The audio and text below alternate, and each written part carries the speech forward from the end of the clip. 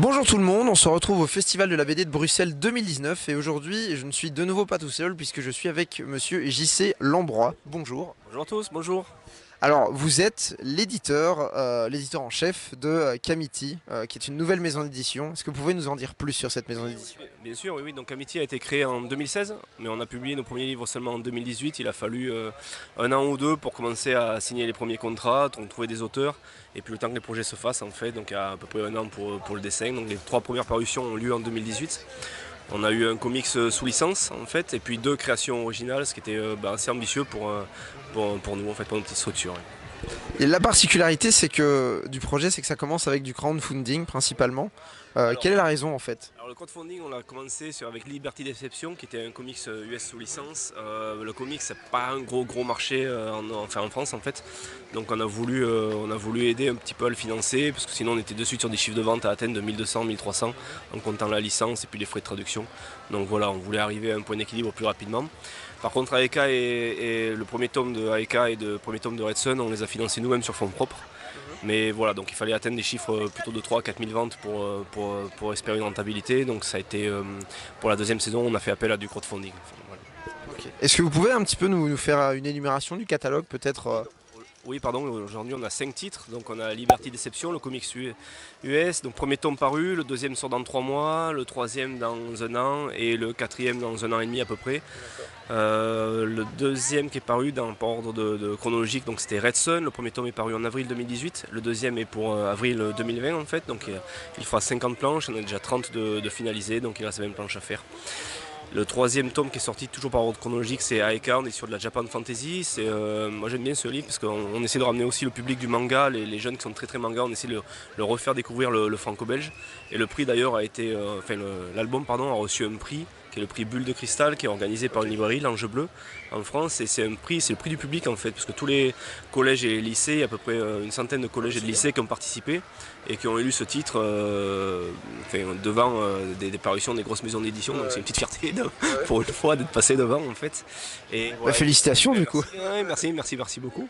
Et donc le tome 2 va être lancé prochainement. Et puis c'est des séries de one-shot en fait. Donc voilà, qu'est-ce qu'on a eu d'autre cette année? Hot Space, donc qui est une science-fiction mais très accessible. C'est du pulp fiction, on va dire, en science-fiction avec il y a beaucoup d'action, des dialogues un peu très caustiques, très percutants. Donc c'est très incisif comme récit. Et la dernière parution en date, c'est The Bridge, là qui pour le coup est complètement différent. On a un univers qui est plutôt dans l'imaginaire. Mais moi je me réserve quelques petits coups de cœur et j'aimais les destins particuliers en fait, les gens qui ont des destins particuliers.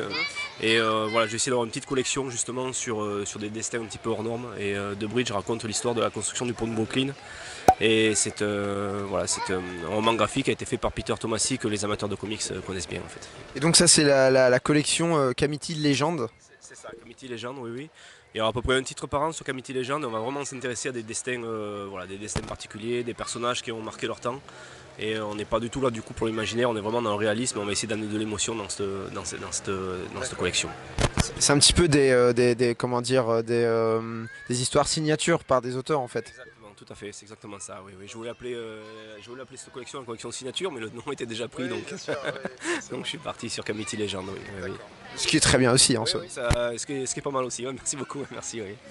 Et vous avez du coup, vous m'avez dit tout à l'heure Oui. que vous n'étiez pas éditeur à plein temps. Non, non, non. Quand est-ce que ça a commencé, cette volonté, enfin déjà cet amour pour la BD, cette volonté de faire de l'édition? Racontez-moi un petit peu. Ouais, moi j'étais très fan de BD, j'ai commencé comme tout le monde. La première BD c'était Rackham le Rouge de Tintin, donc vraiment on a un petit imaginaire déjà, le sous-marin en forme de requin, etc. Ça m'a marqué et de suite j'ai aimé ça justement parce qu'il y avait un univers un peu. Bon, puis après il y a eu tous les Tintins évidemment, Objectif Lune, on a marché sur la Lune qui sont pour moi c'est la Bible. Hein, voilà. Et après j'ai bien aimé aussi l'énigme d'Atlantide des Pays Jacobs, Black et Mortimer. Et puis voilà, donc après j'étais très fan de BD, je dessinais beaucoup, donc des piles de pages tous les jours. Et puis j'ai arrêté un petit peu de dessiner au moment de l'adolescence, il y a eu d'autres centres d'intérêt on va dire, mais j'ai toujours aimé la BD. Et puis voilà, arrivé à 40 ans, j'ai eu envie de... Ouais, à un moment, c'est un peu la crise du milieu de parcours, ouais. C'est la fameuse crise des quarantaines, on se retourne un petit peu, on voit ses rêves d'enfance, on se dit qu'est-ce qu'on a accompli, puis on se rend compte qu'on n'a pas fait grand-chose. Même si je me plains pas par ailleurs, j'ai une très très belle vie, mais on se dit, ben voilà, il faudrait...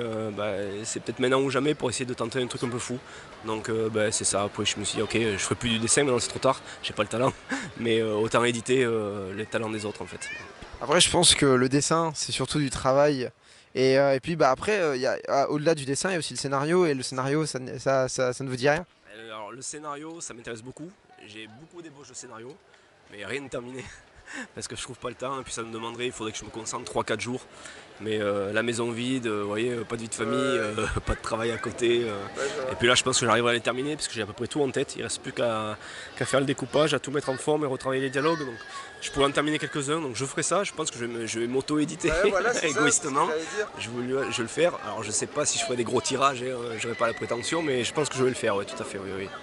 Après, c'est aussi une opportunité, justement, qu'on a sa propre maison d'édition. C'est pas prétentieux, je trouve. Au contraire, c'est une opportunité pour un auteur aussi, qui sera à la fois aussi éditeur. Ouais, je pense aussi, de toute façon, après, ouais, à un moment, il y a des récits que j'aimerais lire, et c'est difficile d'expliquer à un scénariste voilà ce que j'aimerais exactement lire, parce qu'il a son espace de liberté, il voit les choses différemment, il a son univers. Et voilà, donc certains récits, il n'y a que moi qui pourrais les mettre en musique quelque part, quitte à me faire aider après pour les parties découpage ou pour d'autres choses. Mais ça sera compliqué ouais, je pourrais compliqué de demander à quelqu'un de lire dans son esprit, donc voilà, je pense qu'il y aura, j'en tenterai un, ouais, c'est sûr. Et comment vous approchez les auteurs pour leur dire, ben voilà, moi j'ai une maison d'édition, c'est ça. Comment ça se passe à ce niveau-là? Alors ça n'a pas été facile, moi j'étais très très timide et je pensais qu'aucun auteur allait considérer un éditeur débutant. Okay. Donc j'ai fait Liberty Deception, j'ai commencé à faire des posts sur Facebook pour faire un peu la promotion de mon livre. Et puis j'étais déjà connecté à quelques auteurs que je ne connaissais pas personnellement, mais sur Facebook, je commençais à me connecter aux auteurs pour voir un peu ce qu'ils faisaient, etc. Et un des auteurs, qui est Stéphane Louis, a vu le post sur Liberty Deception, il a compris que j'allais faire de la SF. Et c'est lui qui est venu vers moi en fait, il m'a dit ben voilà, moi je pense être un auteur cœur de cible pour vous. Je fais de la SF, j'aimais bien son travail en fait. Donc j'ai dit ben voilà, pour le dessin je pense que vous êtes hors de prix, mais pour le scénario on peut faire des choses en fait. Et j'ai proposé un pitch et il a créé le scénario de Redson. Et puis ben, il m'a fait connaître en fait à travers sa communauté, etc. Puis moi j'étais de moins en moins timide, on va dire, je commençais à me connecter de plus en plus d'auteurs sur Facebook. Ouais. Et après ils sont venus, ils m'ont proposé des projets, donc ça s'est assez bien passé. Mais il a fallu quand même quelques mois pour que je sorte de ma bulle. Si j'avais pas lancé Liberty Deception, j'aurais pu tourner autour sans arrêt, hésiter à les contacter, et je serais peut-être pas là. Donc les choses se sont bien enchaînées en fait, ça fait tout seul. Ouais. Comme quoi parfois il faut oser, quitte à limite être déçu, parfois. Faut oser, je pense qu'il faut provoquer le destin, il faut se lancer. Et puis on en retire toujours quelque chose, ouais. Donc c'est exactement ça. Ouais. J'ai une question, comme vous êtes éditeur en SF, quels sont les critères d'une bonne série ou d'un bon album de SF? Alors moi le type de SF, alors il y a énormément de types de SF différents, hein. Donc on peut avoir du steampunk, on peut avoir du post-apocalyptique qui sont légèrement à la mode, le space opera qui est aussi très à la mode. Moi le type de SF que j'aime bien, je ne sais pas s'il y a un public pour ça, c'est vraiment l'art SF, donc c'est un peu une déformation, moi je suis un scientifique de formation. J'aime la SF qui fait réfléchir en fait, qui n'est pas uniquement dans le divertissement mais qui fait réfléchir. Et qu'est-ce que l'humanité, où on va, l'histoire de l'univers, etc. On essaie de se projeter, qu'est-ce que va être l'humanité dans 100 ou 200 ans. Là on est plutôt sur l'anticipation à court terme, mais aussi peut-être dans 1000, 2000, 3000 ans, etc. Même en astrophysique on a découvert plein de choses, mais peut-être que finalement on ne sait rien. Il y a des choses fantastiques qu'on peut encore découvrir. Et ce qu'est Interstellar par exemple, on n'est pas sur l'art SF, mais c'est un type de science-fiction que j'aime bien, parce que déjà bon, ça s'intéresse à la relativité générale, ce genre de choses-là. Et on peut faire plein de récits accessibles au grand public, basés sur un fond scientifique, on va dire. C'est vraiment le type de SF qui m'intéresse le plus.